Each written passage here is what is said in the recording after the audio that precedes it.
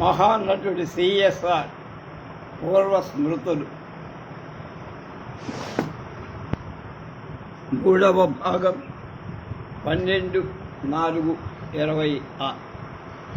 ఆయన తన నాన్న గురించి అమ్మ గురించి చెప్తున్నాడు. మా నాన్నకు ఒక సజ్జి కోట్, ఆల్ పాక కోట్ అంటారు ఉండేది. ఒరే అబ్బాయి, ఇది చాలా ఖరీదు సుమ, పాతదైన అని నాతో అనేవాడు. దాన్ని ధరించి నేను బడికి వెళ్ళేవాడు. ఆ కోటలో నా కాళ్ళు ముఖం అన్నీ మునిగిపోయాయని మీరు తెలుసుకో. బడి పిల్లల కండ్లన్నీ నా మీదనే లగ్నం చెందే. కోటు తొడుక్కుంటే నాలో ఎంత ఆకర్షణ శక్తి ఉత్పన్నమయ్యేది తెలుసుకోవడానికి నేను బడి నుంచి రావడంతోనే అద్దంలో చూసుకునేవాడిని. ఏం చెప్పమంటారు నా అందచందాలు, లావణ్య విభ్రమాలు. ఇన్స్పెక్టర్ బడికి తనిఖీకి వచ్చిన రోజు మంచి గుడ్డలు వేసుకురమ్మని పంతులు పురమాయించడం చేత ఆ కోటును కొంచెం మరమ్మత్తు గురి చేసి తొడుక్కొని, నన్ను చూడు, నా అంతస్తు చూడు, నా కోటు చూడు, దాని షోకు చూడు, ఓ సుబ్బా నేను మునపటిలాగా ఉన్నానా అని.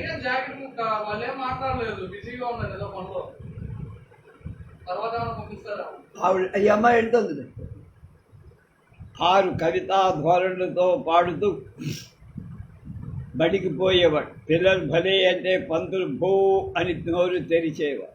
నేను ఒక పిల్లని పెంచా, దానికి గజ్జి పట్టేది. అయినా నేను దాన్ని నా పక్కలో పట్టుకొని పడుకున్నా. ఒరే అంజీ, దాన్ని వదిలేయరా, నీకు మంచి కుక్క పిల్లని ఇస్తాం అన్నారు అందరు. ఇంచేతను దాన్ని వదలకపోయి దాని సంపర్యలు నా ఒళ్ళంతా గజ్జి మోగ తీయటకు గురై. ఇక నా బాధ అంతా ఇంత. నా అవస్థ చూసిన తోటి కుర్రాడు వంకాయ బజ్జి ఒళ్ళంతా గజ్జి అని పాడుతూ నన్ను హేళనకు గురి చేశాడు. అయినా ఆ జీవి నేను వదలలేకపోయి. కొంతకాలం అయ్యాక అది నన్ను వదిలి పరమాత్ముడిలో ఐక్యమై దాని శవాన్ని చూసి నేను బాబులు మనం 2 రోజుల పాటు తిండి మానేయడమే కాకుండా నిద్రపోతే గట్టిగా గాలి వీస్తే కూలిపోయేటట్టు ఉండేవాడు. నేను స్వరద్రూపి. మా నాన్న తన నడకలో ఎడంకాలు కొంచెం పక్కకు వేసేవాడు. అలా నడుస్తే నాజూకు కాబోలని నేను ఆయన అడుగులో అడుగు వేయటం మొదలుపెట్టి, ఆ నడకకు ఈ నడకకు లంగర్ ఎలా కుదురుతుంది? ఆయన అడుగులో నేను అడుగు వేసి నడుస్తే గెంతేసి పరిగెత్తినట్టుండే. పెద్దవాళ్ళ నడక పరుగుతో కూడుకోనుందని నేను మీకు వేరే చెప్పక్కర్లా. పెద్దల అడుగుదాడల్లో పిన్నలు నడవాలంటే మంచి లోకాన్ని చెడు లోకాన్ని అల్లా తప్ప వ్యవహారమా? జఠరాగ్ని పుష్కలంగా ఉన్నవాడిని అవ్వడం చేత మా నాన్న రోజుకు 4 సార్లు భోంచేసేవాడు. సాయంత్రం పూట ఆయన మసాలా వడలు పకోడీలు దిట్టంగా తినేవాడు. ఆయన ఆరగిస్తున్న సమయానికి నేను కూడా అక్కడ ప్రత్యక్షమై మరి నాకు అంటే 4 నోట్తో వేసుకునేవాడు. మా నాన్నకున్న బలం, ఆకలి నాకు కూడా ఉంటే ఎలా ఉండేవో అనిపిస్తుంది ఇప్పుడు. తినడానికి తిండి లేకపోయినా మీసాలకు సొంతంగ నూనె అనే సామెతకు మా నాన్నే ప్రత్యక్ష నిదర్శనం. 4 డబ్బులు సంపాదించి విశ్వమంతా వీరవిహారం చెయ్యాలనే ఆకాంక్ష ఎక్కువ అవడం చేత ఆయన దృష్టి వ్యాపారంపై పెరిగి, అంటే మా నాన్న అతి బీదతను అనుభవించాడనుకోకండి. ఎక్కడో ఎవరో తప్ప కారణాలు మునసబులు. ఆయన పై అధికారులు భక్తితోనో ధనవంతులతోనో ఆయనకు అవసరం ఉన్న ఆర్థికంగా ఆదుకునే. వీళ్ళంతా నా స్మృతి పథంలో మెలుగుతూనే ఉన్నారు. ఎలా వాళ్లను వదిలి మర్చిపోవడం? 20 బండ్లను రెంటిని పెట్టుకొని అద్దెకు తిప్పితే 4 డబ్బులు పైన రావడానికి ఆస్కారం ఉంటుందని, ఈ డబ్బులు తన జీవితపు డబ్బులకు వేణీళ్లకు చన్నీళ్లుగా తోడైనట్టు తోడవుతాయని, ఇలా చేస్తే తన 2 సంసారాలు అవిచ్ఛిన్నంగా సాగటానికి అవకాశం దొరుకుతుందని మా నాన్న అనుకో. కోడెను మేము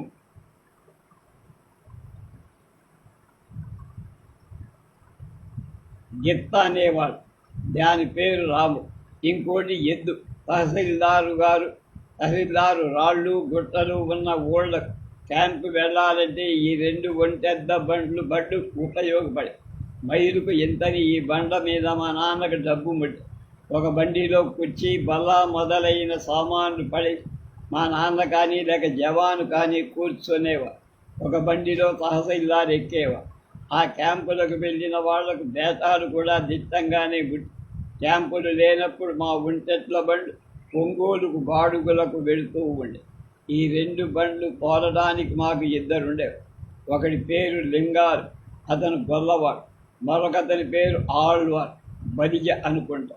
మా అమ్మాయి పెళ్లికి వచ్చిన లింగాలు పూర్వపు రోజుల్ని తలచుకొని పంచెల చాపులు పెట్టి 116 రూపాయలు బహుమానం ఇచ్చానే. అతను చిన్నప్పుడు నన్ను ఎత్తుకొని కూడా తిప్పా.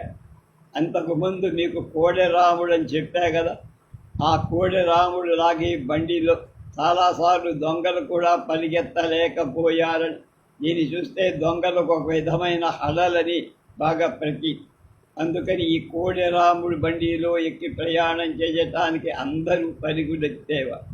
నిజంగా కోడెరాముడు మంచి తెలివిగల జీప్. ఒకసారి నేను బండి తోలుతూ ఉన్నట్టుండి ఎద్దుకు మగలకు మధ్య పడిపోయి లగెత్తుతున్న కోడెరాముడిని చూసి నేను చక్రాల కింద పడకుండా చాకచక్యంగా తప్పి, నిజంగా దాని ఉపాయం చేతనే నా ప్రాణాపాయంతో. మళ్ళీ మా ఇంటి వ్యవహారాలకు వస్తా. మా నాన్న చండ ప్రచండుడని మీకు ముందే చెప్పాగా. మా అమ్మ కోపం వచ్చి ఉగ్రరూపం దాల్చడం ఒకసారి చూసి, ఈ పూజలు పునస్కారాలు ఎందుకు అంటూ మా అమ్మ పంచపాత్ర ఉద్ధరణను దూరంగా గిరాటు కొట్టి, మా నాన్న అమాంతం లేచి సూర్యులో ఉన్న కత్తిపీట తీసి విసిరి కొట్టి అది గురి తప్పి నేలకు వెళ్ళి తగిలి పీట కత్తి వేరై కత్తి పాతిక భాగం నేలలో ఇరుక్కుపోవటం జరిగింది. బీభత్సరస ప్రధానమైన ఈ దృశ్యాన్ని చూసి గజ వణికి ఇటు తిరిగేసరికి మా నాన్నకు నేను అగపడ్డా. దాంతో ఆయన నరసింహావతారం శాంతి, మా నాయన ఆంజనేయోపాసకుడు అవ్వడం చేత అప్పుడప్పుడు ఆయనకి ఈ పూనకాలు రావడం సహజమైపోయి, ఆయన వ్యవహారం చూస్తే నాకే ఒకప్పుడు కోపం వచ్చి, ఒకసారి ఒక విషయం మీద కోపం వచ్చి నేను మోకాటి దండా వేసుకొని కూర్చొని, ఏమైనా సరే నువ్వు ఆ 2 ఇంటికి వెళ్ళటానికి వీల్లేదా. దాంతో ఆయన పరశురామావతారం నేను ఎదురు తిరిగి మాట్లాడటానికి కారణం మా అమ్మే అనుకున్న మా నాన్న ఆమెను తిడుతూ బండి వాపు బద్ద తీసుకొని ఆమె నెత్తి మీద బలంగా కొట్టి, దాంతో రుధిరం అంటే రక్తం చింది. పోలీసు, ఓ పోలీసు అంటూ మా అమ్మ బజారున పడి మా నాన్న నా వైపు చూసి కొంచెం ఉపశాంతి పొందాడేమో. ఆయన అమ్మ దగ్గరికి పోయి, వద్దే అరవ్వాకి, నలుగురు చేరి నా పరువు తీస్తారే, ఇదిగో అంజి ఇక్కడ ఏడుతూ నేను పిలుస్తున్నాడు అన్నాడు. నా కోసం కాకపోయినా ఆవిడ పతియే దైవంగా భావించే భారత స్త్రీ కాబట్టి తిరిగి ఇంటికి వచ్చాయి. బృహచిత్రాలు కూడా రకరకాలుగా ఉంటాయి. ఒక్కొక్కసారి అనుకోకుండా అప్పులు చేయదు. దాంతో అప్పుల వాళ్ళు ఇంటి మీద పడి నానా హంగామా చేయటం జరుగుతుంది. ఒకసారి మేము మా ఇంటి అద్దెను కొన్ని నెలల పాటు కట్టలేకపోయి ఇంటి యజమాని 90 రూపాయలకు మా మీద డిగ్రీ పుచ్చుకొని ఇంట్లో ఉన్న చెంబు తప్పేలాలు జప్తుకు వచ్చాం.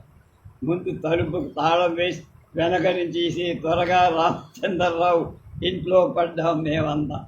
రామచంద్రరావు అంత కొద్ది రోజుల ముందు మాత్రమే అటెండర్గా నియమింపబడి ఆయనకు ఉద్యోగం రావటానికి మా నాన్న కూడా కొంతగా మేము ఆశ్రయం ఇచ్చిన ఆయన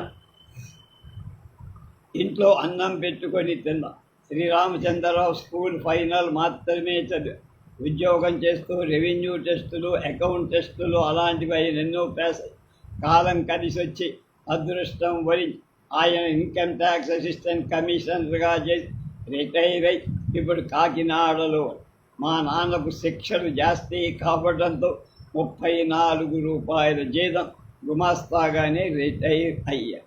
రామచంద్రరావు మా మేనమామల తరపు కర్లపాలెం వారి పిల్లలిచ్చి మా నాన్న ఆయన తెల్లవాళ్ళు చదరంగం ఆడేవాడు, ఇద్దరు కలిసి. మా అమ్మ కూడా చదరంగం ఆడటంలో గట్టిక్కురారు. నా చేత కూడా ఆవిడ చదరంగం ఆడించేది. ఊళ్ళో అందరి పెద్దల్ని పిలిచి, అమీనా ఆయన పేరు తెలీదు, ఆయన ఇంటి పేరు గాలం వారు అనుకోండి, ఇంటి తాళం పగలగొట్టి లోపలి సామాన్లు బయట వేయటం సాగి ఆ దృశ్యాన్ని చూసి మా అమ్మ ఆగలేకపోయి ఆవిడికి ఒక వడ్డాణం ఉంటే దాన్ని అప్పటికప్పుడు అమ్మేసి ఆ డబ్బు అమీనా చేతిలో పెట్టడం జరిగింది. ఇంతకు ఆ అమీనాకు ఆ సమయంలో 10 రూపాయలు ముట్టి ఉండదు. ఈ సంఘటన అయ్యాక మేము ఆ వీధిలో ఉండటానికి వీలు లేకపోయి ఒక విధంగా మమ్మల్ని అక్కడి వాళ్ళంతా విలేసినట్టేనా. ఎవ్వరు అద్దెకు మన ఇంటికి మాకు ఇవ్వటానికి ముందుకు రా. అప్పుడు లింగాలు గొల్లపాలెంలో మాకు ఒక చిన్న ఇల్లు చూపెట్టారు. మా 2 సంసారాలు ఆ చిన్న ఇంట్లోనే ఎమడాల్సి వచ్చి 2 కత్తులు ఒక వరలో ఎమడటం ఎలా. మొత్తానికి మా అమ్మ అవతలావిడ చెడబడ తిట్టుకోవడం మొదలుపెట్టి మా నాన్న ముందు మా అమ్మను గబగబా బాధ. తర్వాత తక్కెడ సరిగ్గా పడుతున్నట్టు చూపెట్టడం కోసం మా నాన్న అవతలి ఆవిడకు 4 వడ్డించారు. ఇద్దరికి సమానంగా వడ్డించిన మా అమ్మకేం కోపం ఆగల. కోపం మీద ఆవిడ దగ్గరగా ఉన్న బావి దగ్గరికి పడి విషమ పరిస్థితిని గ్రహించాడు. నా ఒరే అంజీ, మీ అమ్మ బావిలో పడుతుందేమో పిలుచుకురారా అంటూ ఆయన నన్ను తరిమారు. నేను పరిగెత్తుకెళ్ళి అమ్మ చెంగొట్టుకొని బొంగ మూతి పెట్టి ఏడుస్తూ రామారా అనిపించాను. మతిమర్ నన్ను చూడటంతోనే ఆమె పౌరుషం రోషం పటాపటి. కానీ అవమానంతో ఆమె కుమిలి ఏడుతూ అడుగు పెట్టలేక ఇంట్లోకి వచ్చి ఆ రోజు మా నాన్నే వంట చేసి ఇరుపక్షాల వాళ్ళకి భోజనం పెట్టి అందరినీ నవ్విస్తూ తిరిగి జరిగింది మేమంతా మరిచేట్లు చేశాం.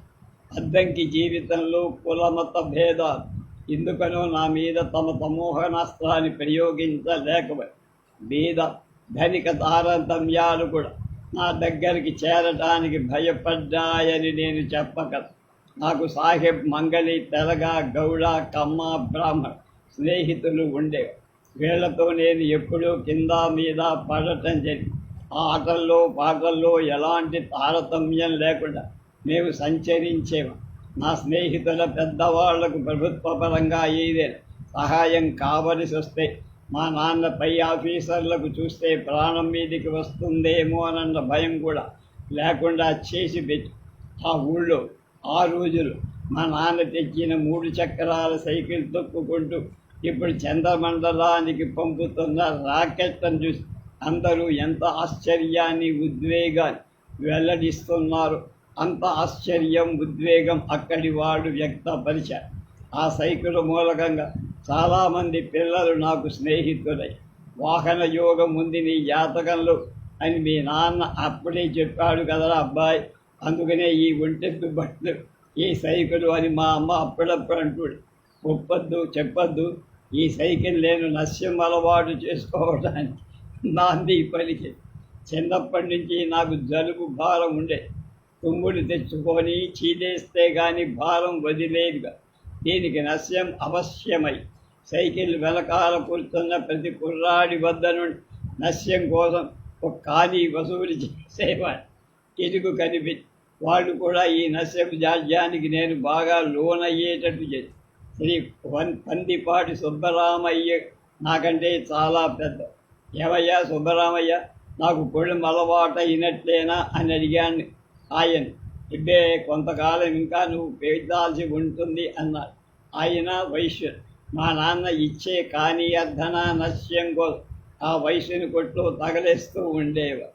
ఈ నస్యం విషయంలో ఒక జాడ్యంగా పరిణమించడానికి మా నాన్న కూడా కారకుడని నేను చెప్పక తప్ప.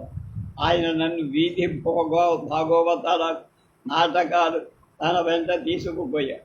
నిద్రను ఆపుకోలేక నేను ఆవలిస్తే మా నాన్న అబ్బాయి నాటకం చూడకుండా ఎక్కడ నిద్రపోతాడనే భయంతో పక్క వాళ్ళ దగ్గర 2 చిటికెల పొడుం పుచ్చుకొని నా ముక్కు కంటించేవాడు. దాంతో తల తిరిగిపోయి నిద్రాదేవికి లోను కాకుండా నాటకం ఆఖరయ్యే వరకు నేను గుడ్డప్పగించి చూస్తూ ఉండేవాడు. ఏ అలవాటుకు తను దాసుడు కాకుండా నాకు ఇది ఒక పెద్ద అలవాటు అవుతుందని తెలుసుకోకుండా మా నాన్న ఈ నస్య జాడ్యాన్ని నాకు అంటించాడు. ఇంతింతై వడుడింతై నభోభిదిన్ అన్నట్టు ఆ నస్యజాడ్యం పెరిగి పెద్దదై నన్ను తనకు దాసుని చేసేసుకో. 40 ఏళ్ళ నేను ఈ నస్యదాస్యం అనుభవించి ఈ దాస్యం కాలాన్ని తెంచుకునేందుకు నేను ఒక పెద్ద స్వాతంత్ర సమరమే చెయ్యాల్సి వచ్చి 1859 జనవరి 1వ తేదీన నేను ఒక చరిత్ర సృష్టించగలి. అందరూ ఆశ్చర్యపడి ముక్కు మీద వేలేసుకునేట్టుగా కొడుం పీలవటం మానేశా. నన్ను పట్టుకున్న ఇతర దురవాట్లకు మానేందుకు నాకంత శ్రమ అనిపించదా. కానీ ఈ నశ్యం మానేయడం అనేది ఎవరెస్ట్ శిఖరం ఎక్కినంత పని. మొత్తానికి నేను నా జీవితంలో చేసిన మహత్ కార్యాలలో ఇదొకటని చెప్పక తప్పు. 40 ఏళ్ళు నసాడానికంటేట్లుగా పీల్చి నశ్యం వదిలే. ఆ రోజు ఒక విధమైన పబ్లిసిటీ ఇద్దామని, కానీ ఒకదంపుడు పబ్లిసిటీకి మొదటి నుంచి నేను ప్రబల విరోధిని అవ్వడం చేత ఆ పని మానే. సాహస కార్యాలు చేయలేకపోయిన నేను కూడా కొన్ని చేశానని తర్వాత ఇతరులు చేస్తుంటే చూస్తూ ఆనందించేవా. పైన చెప్పిన వందిపాటి సుబ్బరామయ్య కోమటి వాడైన సాహసంలో విక్రమార్కుడు లాంటి గడ. దిగుడు బావులకు ముందు చాలా మెట్లు మధ్య నీరు ఉండే. సుబ్బరామయ్య దూరం నుంచి పరిగెత్తుకొచ్చి అమాంతం ఆ దిగుడు బావిలోకి దూకి ఈత కొట్టాడు. ఆ దృశ్యం చూస్తుంటే నాకు కూడా రక్తం వేడెక్కే. నాకు కూడా అలా దూకాలనే ఇచ్చ పుట్టి, ఈ ఇచ్చ మా నాన్నకు తెలుసు. ఆయన వచ్చి దంటును తీసుకొని ఒళ్ళు తెలియకుండా ఇంకెప్పుడు బావి దగ్గరకి పోవు కదా అని వాయించారు. నేను వెక్కి ఏడుస్తుంటే ఆయన నన్ను దగ్గరికి పిలిచి ఒక ₹1 చేతిలో అలా ఆయన కొట్టడం ఏ 6 నెలలో ఒక మాట జరిగింది. ఆ కనీసం వారానికి 2 సార్లైనా నన్ను ఇలా కొట్టి ₹2 నా చేతిలో పెడితే ఎంత బాగుండేదండి. ఇంతకు నా జాతకంలో జలగండం ఉందని మా నాన్నకు తెలుసు. నేను నీటి వైపు పోతే అందుకనే మా నాన్నకు అంత ఒళ్ళు తెలియని. కాలువ, చెరువు, నది, సముద్రం వీటిల్లో దేని దగ్గర కన్నా స్నానానికి కానీ దేనికైనా కానీ నేను పోతే మా నాన్న చచ్చిపోయేటంత వరకు ఒరే అబ్బాయి చెంబు తీసుకుపోరా అన్నది. ఏది ఎలా జరగాలో అలా జరిగితే దాన్ని ఆపడానికి మానవ మాత్రులమైన మనకు శక్యమా? నాకు స్నేహితులు సన్నిహితులు అద్దంకిలో చాలామంది తెల్లపాటి సుబ్బయ్య గౌడ, వారణాసి సీతారామయ్య, నర్రా వెంకటరంగ చౌదరి, డిఎల్ నరసింహం, ఉక్కల నరసింహం, వారణాసి కృష్ణయ్య, మహమ్మద్ మియా మిర్జా, సదానందం, డాక్టర్ వాడుకు బొమ్మశెట్టి జానకిరాం, మంగళి వెంకటరత్నం నా స్నేహితుల్లో ముఖ్యం. వీళ్లతో ఆడిన ఆటలు, పాడిన పాటలు నా చిరుతప్రాయాన్ని వసంతోత్సవం సమకూర్చాయని నేను వేరే చెప్పక్కర్లా.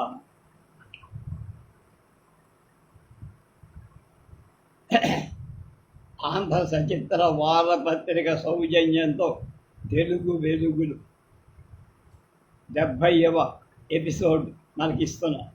ఏ పాత్ర అయినా రక్తంలో జీర్ణించుకొని వ్యక్తిత్వంతో వైశిష్ట్యం ఆపాది ఆ పాత్రనే ప్రేక్షకుల మనఃపలకాల మీద శాశ్వతంగా ముద్రింపజేసే నటనా చాతురి, కాకలు తీరిన విషాదం, కరడుగట్టిన కంఠం, రసజ్ఞుల చేత అవుననిపించుకునే ఔచిత్యం నాటక రంగంలో, చలనచిత్ర రంగంలో కూడా సమానమైన ప్రతిభ.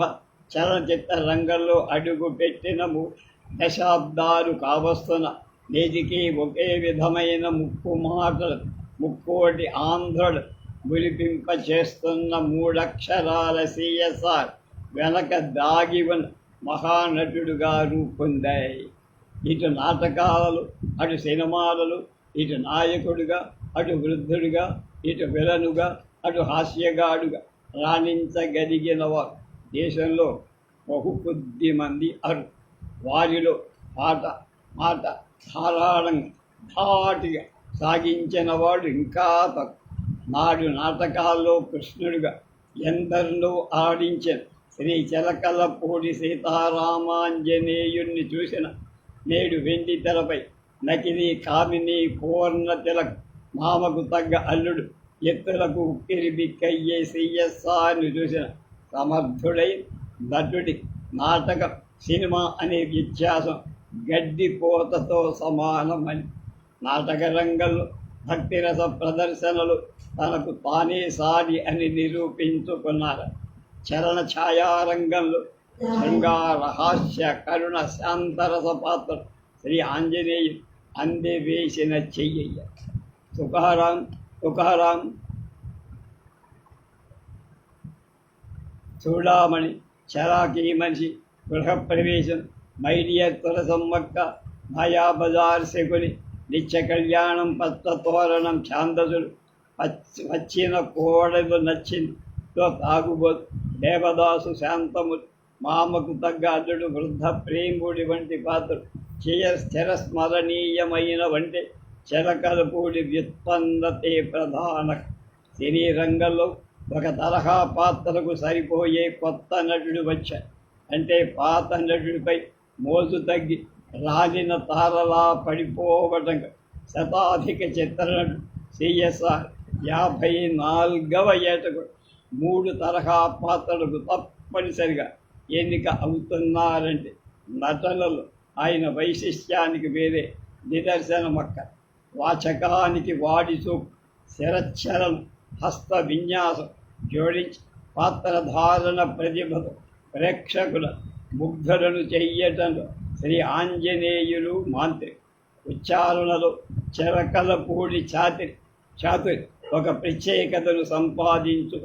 అంచేతనే ఆయన ధరించిన పాత్రలు కనీసం ఒక్కటైన ఆయనకు తగింది కాదని చెప్పే ధైర్యం ఎంతటి సునిశిత విమర్శకుడికైనా లేకపోవడం.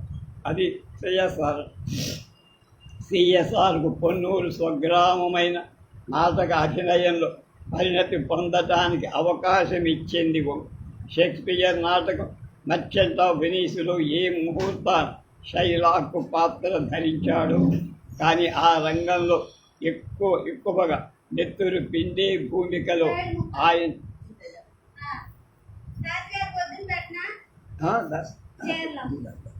పెట్టుకుంటే అక్కడ కుర్చీలో మీరు అవతల కూర్చుంటుంది.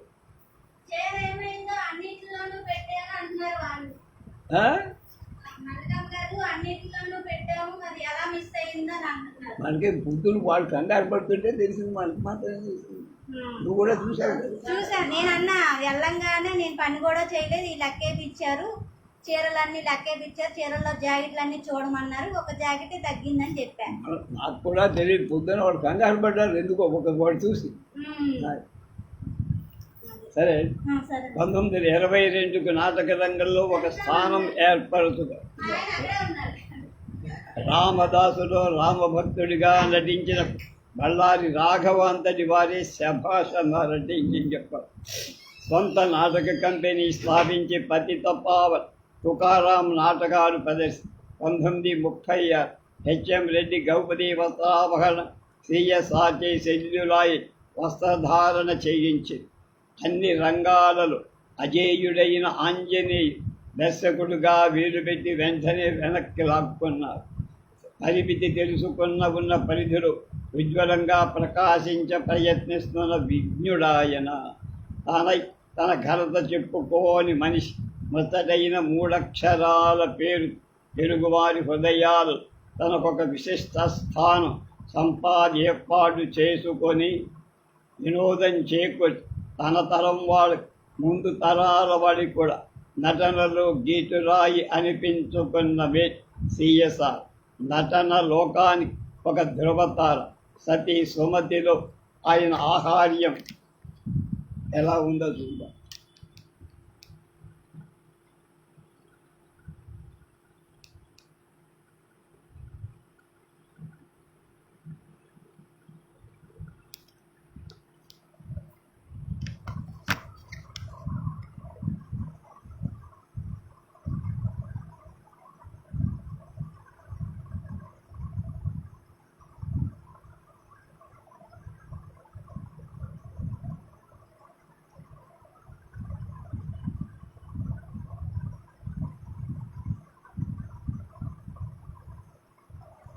వేమూరి గగ్గయ్య, పులిపాటి వెంకటేశ్వర్ మొదలైన మహానటులతో ఆయన గ్రూప్ ఫోటో.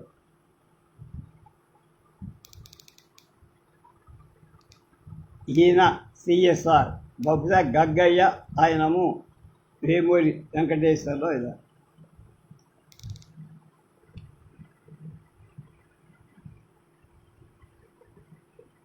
ప్రముఖ సినీ నటుడు నాగయ్య, వెనకాల ఆయన నాగయ్య. గోవిందరాజులు, సుబ్బారావు, లింగమూర్తి, సిహెచ్ నారాయణరావు, రంజన్, టిఆర్ రామచంద్రన్, రాజకుమారి, కృష్ణవేణి, మాలతి, శాంతకుమారి, భానుమతి, సూర్యకుమారి, జయమ్మ మొదలైన వాళ్లతో సిఎస్ఆర్. ఈయన సిఎస్ఆర్, ఈయన నాగయ్య.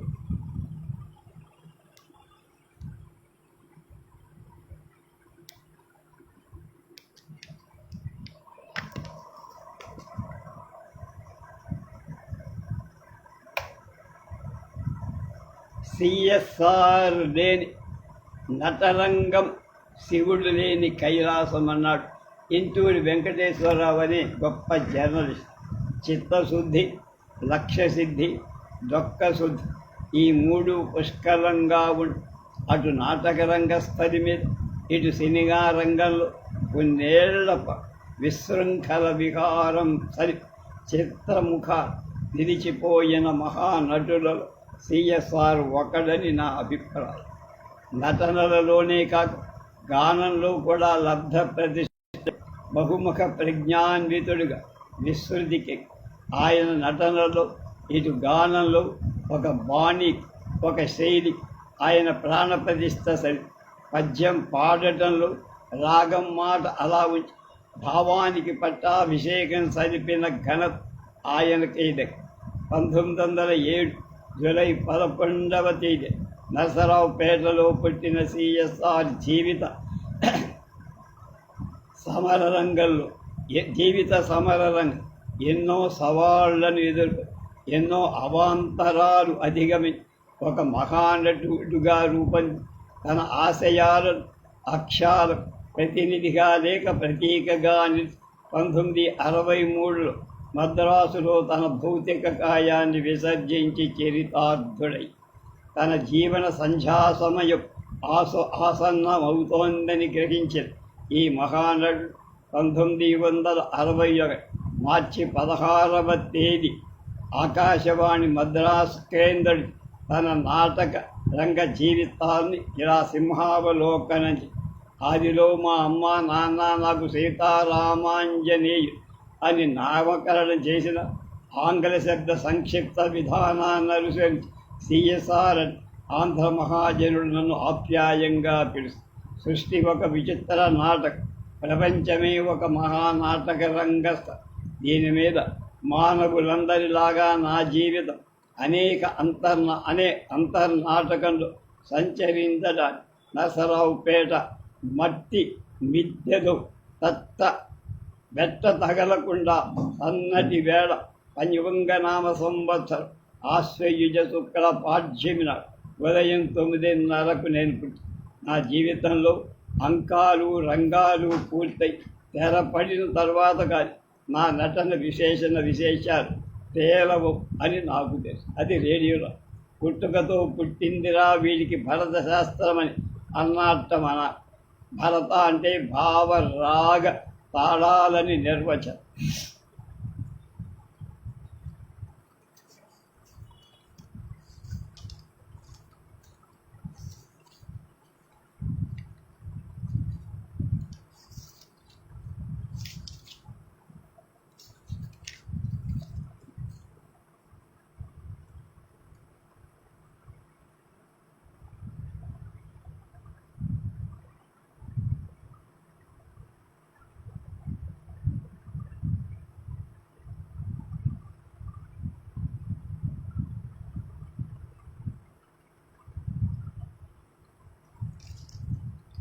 పాల కోసం కాళ్ళు చేతులు తన్నుకుంటూ ఏడ్చే ఏడుపులో ఆకలనే భావం ఏడుపులో రాదు.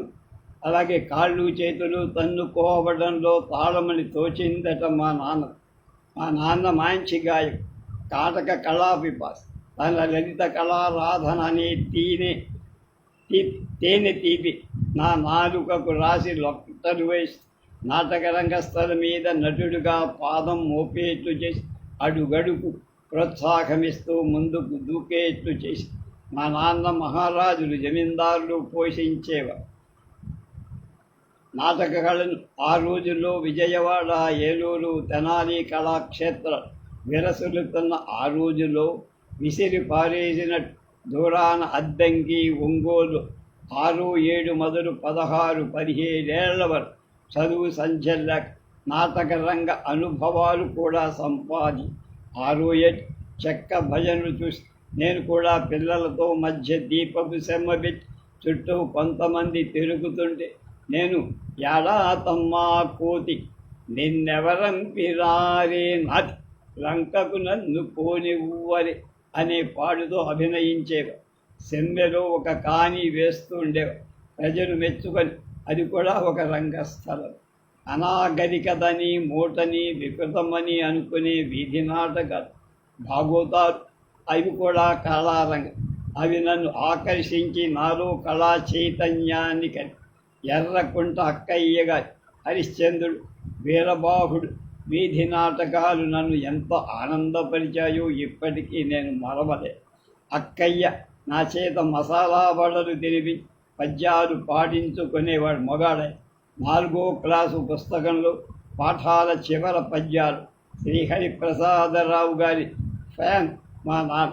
చిత్రనళీయంలో బాణీలలో పద్యాలు నా చేత పాడించేవాడు మన శ్రీసం. అయితే శ్రీరామచంద్రుడు చిన్నప్పుడాటకు చంద్రుడం అని సాగినప్పుడు విపద అయితే చెప్పెడునొక మాట చెవి యొగ్గి విను మత్త కోకిలిది ఒంటె మిక్కిలి పెద్ద జంతువు ఆఫ్రికా ఎడారులలో అని పాడేవాడు.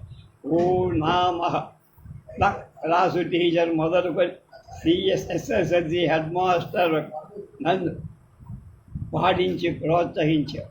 నా 11వ ఏట స్కూల్లో ఎస్వి సుబ్బారావు అనే head master merchant of Venice నాటకం కోర్టు సీన్లో నన్ను షైలాగ్గా వేయించి ఆడను. స్కూల్ స్టేజీ మీద కూడా ఒక రంగస్థల అనుభవమే కదా.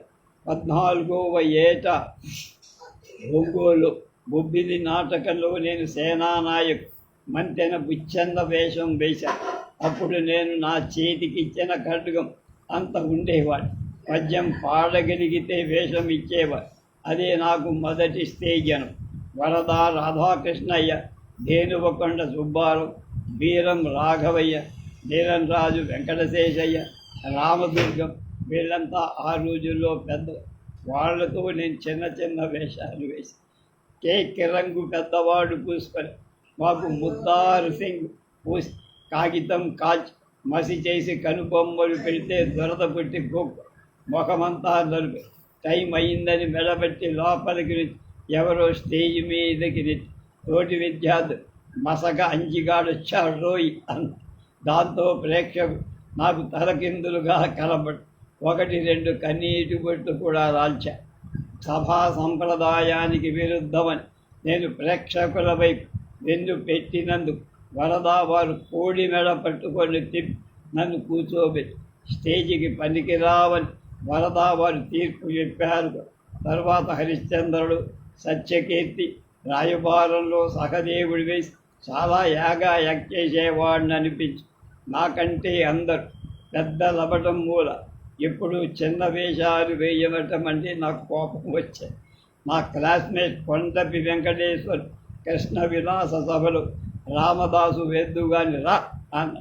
బయ్యాల కొంప అనే ఒక సత్రంలో పేడ, మట్టి, ఇసుక తెచ్చి మేమే ఆ స్థలం అంతా బాగు చేసుకొని ప్రాక్టీస్ మొదలు.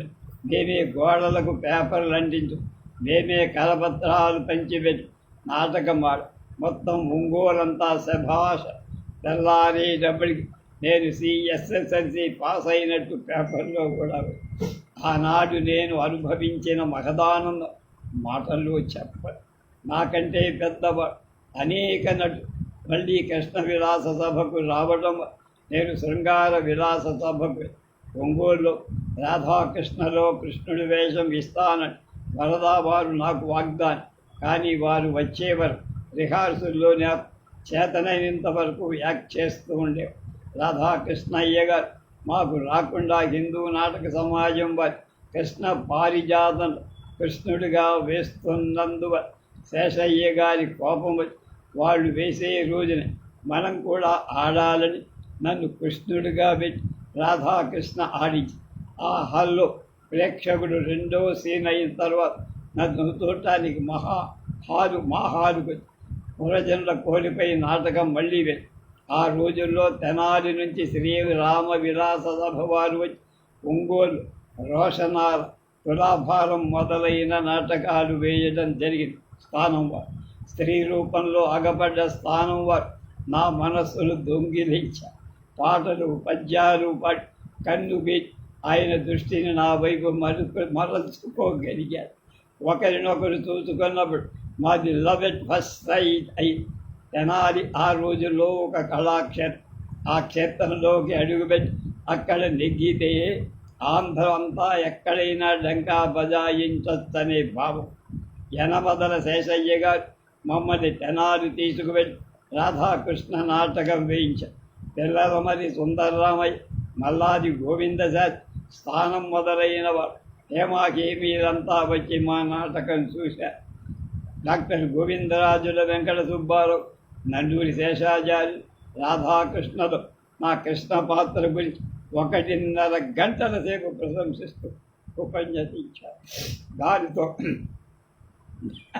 నా కళ్ళు పచ్చనై గర్వంతో తల తిరిగి ఫస్ట్ సైట్ అయిందో ఫస్ట్ పరిచయం వెంకటగిరి నాటకంలో నాకు స్థానం వారితో కలిసి అనంతరం తనతో యాక్ట్ చేస్తే నాటకానికి 15 ఇస్తానన్నాడే. ఆయన చెంగు తగులితే చాలని చెంగున ఎగిరి ఒప్పుకున్నా. స్థానం సిఎస్ఆర్ ఇద్దరు.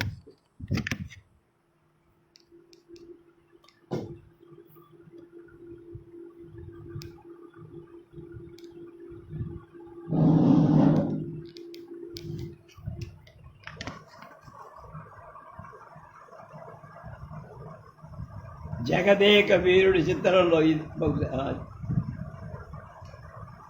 కానీ చాలా కాలం వరకు ఆయన నన్ను పిలవకపోగా నెల్లూరులో ఇంకొరి చేత కృష్ణుడి వేషం వేయించుకుంటున్నాను. ఆడవాళ్లతో వేషం వెయ్యనని భీష్మించు కూర్చున్నదే దరిద్ర దేవత దయవల్ వ్రతభంగం చేసుకొని సురభి కమలాబాయితో కృష్ణుడి వేషం వెయ్యక తప్ప. నెల్లూరంతా ఎవరో కుర్రాడు బాబాయ్ బాగా పాడి నటించాడు. ఆ జంట కంటే ఈదంటే ఎంతో బాగుంది కానీ రంగస్థలాన్ని నమ్ముకుంటే సంసారం పోషించగలను లేము అనే సందిగ్ధలో పడి కోఆపరేటివ్ కోర్స్ చదువుతుంటే కళారాధనే నీ జీవితాన్ని కళకళలాడేట్టు చేస్తుందని కళామ తల్లి కనకరించి దారి చూపింది.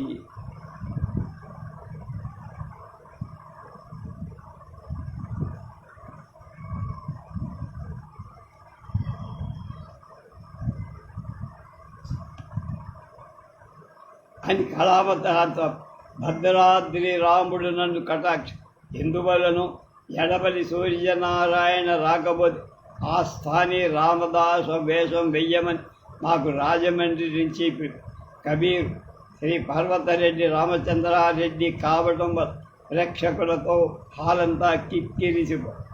అలా స్టేజిలో అడుగెత్తానో లేదు. ప్రతి పద్యం 3 సార్లు పాటించడమే ఆంగిక ఆహార్య పాట మాట ఆట నటన అన్ని హంగులున్న ఆంధ్ర నటుడురా అని అందరూ అన్నారు. బళ్ళారి రాఘవ ఎడవల్లి గారు రామదాసుగా నటించిన స్టేజ్ నాకు పేరు రావడంలో విద్యగా వృత్తిగా రెంటినీ సాధించుకోగల ధైర్యం అప్పుడే. ఆ రోజు నేను సంపాదించింది మా నాన్నకిస్తే దారిద్ర్యంతో అల్లాడిన వ్యక్తి ఏమో మా అంజి ఒక్క రాత్రి 25 సంపాదించాడు. నాకేం తక్కువ అని వెనక ముందు ఆలోచించ ఒక్కసారిగా తన ఉద్యోగానికి రాజీనామా ఇచ్చాడు. క్రమక్రమంగా నాకు స్థానంకు అవినాభావ సంబంధం కుదే. వారికి మొగుణ్ణయ్యారు, కొడుకునయ్యారు, మెండగానయ్యారు అంటే వీటుడు అంటే తులాభారంలో కృష్ణుడిగా, సారంగధరులో సారంగధరుడుగా, చింతామణిలో భవానీ శంకరుడుగా.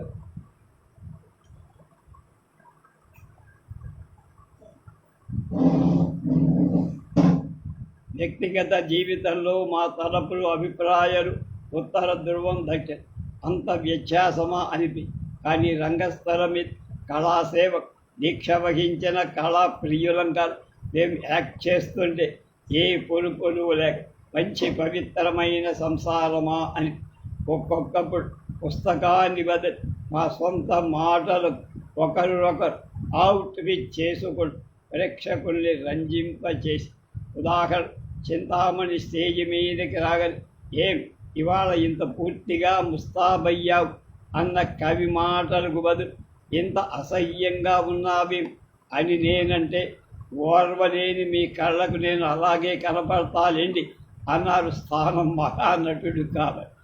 ఏమిటా పాటల పుస్తకం అన్నాను నేను. స్థానం వారి సత్యాపతి మీరజాలగల్ అన్న పాటలు రాసుకున్న పుస్తకం అన్నారా.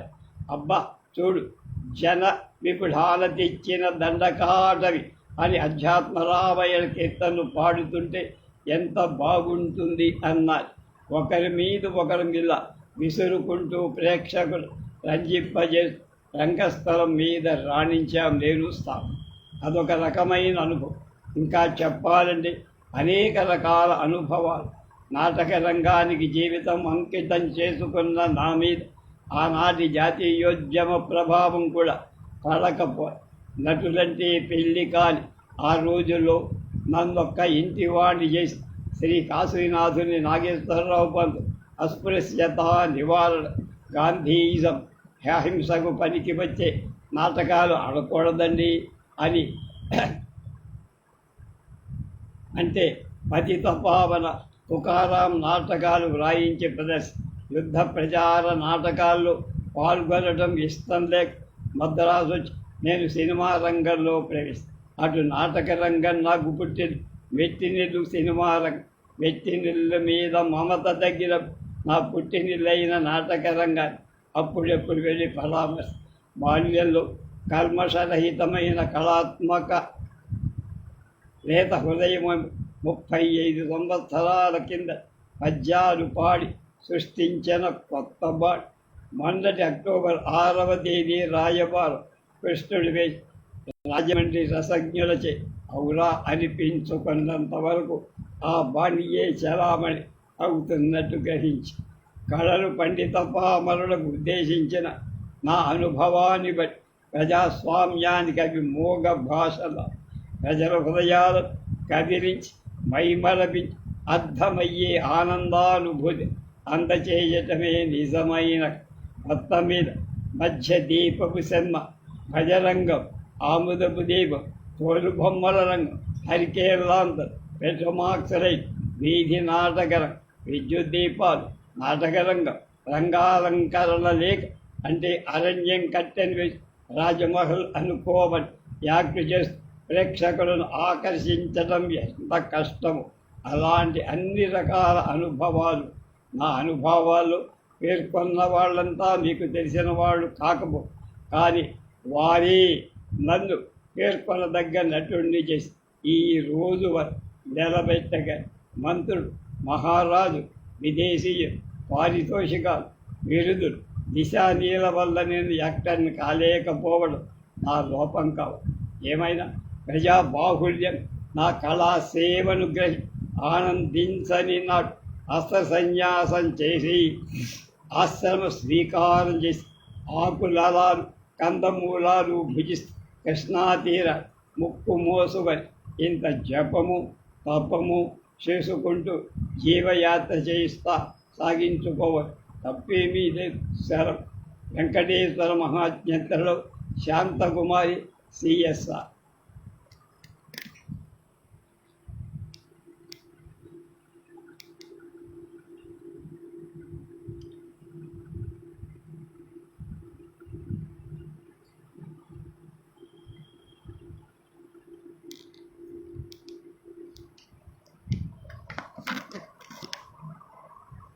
రంగస్థల నటులంతా సినీ రంగ ప్రవేశం చేస్తున్న సిఎస్ఆర్ కూడా గాలివాలు నడిసని తన తెరచాపను ఎత్తడంలో అనౌచిత్యం ఏం లేదు.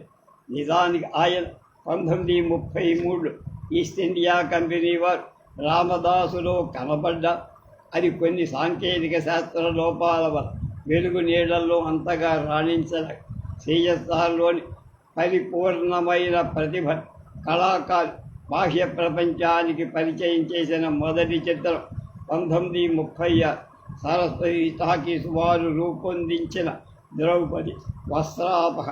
ఆయన ఇందులో కృష్ణుడి భూమిక. ఆంధ్ర కళాభిజ్ఞుల కర్పూర హారతులందుకొని ఆ చిత్రంలో ఆయన పాట ఏల ఈలీల వేళ ఒక పెద్ద బాక్సాఫీస్ హిట్. సిఎస్ఆర్ వివిధ భూమికలు దాల్చిన చిత్రాలు సంఖ్యాముఖాన 45 కంటే ఎక్కువ లేకపోయినా అవి ఆయన నటనా వైదుష్యాన్ని గీతురాళ్లుగా పరిణమించాయని చెప్పచ్చు. ఇతర రంగస్థల నటుల్లాగా సిఎస్ఆర్ సినీ సాంకేతిక శాస్త్ర పరిజ్ఞానం క్షుణ్ణంగా అలవాటు చేసు కాలంతో కాలాడించడం సాగి పౌరాణిక పాత్రలేగా సాంఘిక చిత్రాలు పాత్రలు కూడా చేపట్టి బహుముఖ ప్రజ్ఞానితుడై నటుడుగా పేరొందాడు.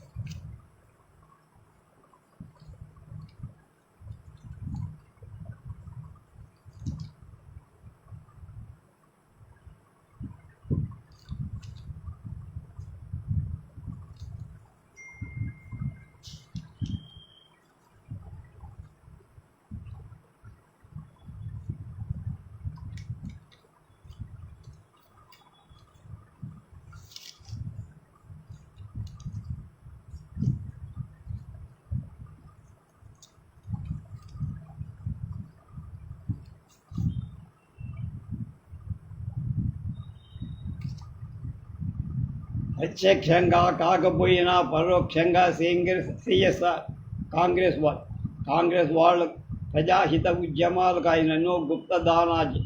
45లో దక్షిణ భారత సినిమా కార్మిక ఉద్యమాన్ని నేను ప్రాణ ప్రతిష్ఠ చేసినప్పుడు ఇంటూ వెంకటేశ్వరరావు అంటున్నాడు. వ్యాపార వృత్తితో కూడిన కళాకారులందరూ ఈ ఉద్యమానికి వ్యతిరేక భావంతో అలాంటి సమయంలో సిఎస్ఆర్ ముందుకు నేను ప్రారంభించిన మద్రాసు సినీ వర్కర్స్ యూనియన్ అధ్యక్ష పద తీసుకొని ఆ యూనియన్ పతాకం కింద భక్త తుకారం నాటకం వేసి దానికి వసూలైన 5,000 ఇండియన్ నేషనల్ ఆర్మీకి సంబంధించిన కెప్టెన్ లక్ష్మికి విరాళంగా ఇచ్చారు.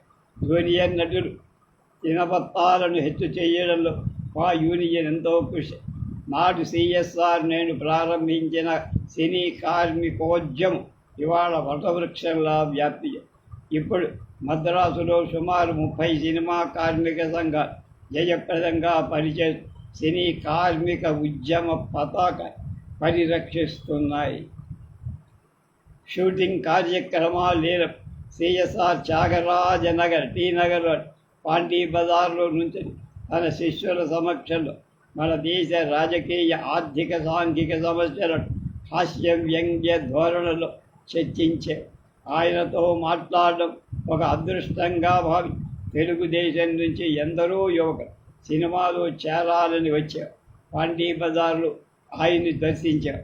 నిజానికి ఆయన మహానటుడైన భేషజం, దర్పం, రాజసం ఇలాంటి లక్షణాలేవి ఆయనలో కనపడు. రోజుకు కనీసం 10 రూపాయలైన జేబులో వేసుకొని పాండీ బజార్లో అడుగుపెట్టి సిఎస్ఆర్ ఖాళీ జేబుతో తిరిగి ఇంటికి వెళ్ళేవాడు. పాండీ బజార్లో నిలిచిన ప్రతి వ్యక్తికి ఆయన కాఫీ టిఫిన్లు ఇప్పించారు. ఆయన రాక కోసం పాండీ బజార్లో వర్షం కోసం చకోర పక్షులు ఎలా కాచుకుంటాయి అలా సినిమా వాళ్ళు వేచి ఉండి ఇతర మహానటుల ఇళ్ల ముందు గోర్ఖా కుక్క ఉన్నట్టు ఆయన ఇంటి ముందు ఉండేవి. ఆయన ఇంటికి ఎప్పుడు తెరవబడి ఏ సమయంలో ఎవరైనా ఆయన ఇంట్లో చూడు ఎంత చిన్నవాడికైనా ఆయన అందుబాటులో ఉండే. గృహ సంబంధమైన సమస్యలు ఆయనకు నివేది ఎందరో సినిమా జీవులు ఆయన సలహాలు తీసుకొని వాటిని పరిష్కరించుకొని ప్రశాంత జీవితం గడిపిన ఘట్టాలు ఎన్నో. రేపు మిగతా విషయం.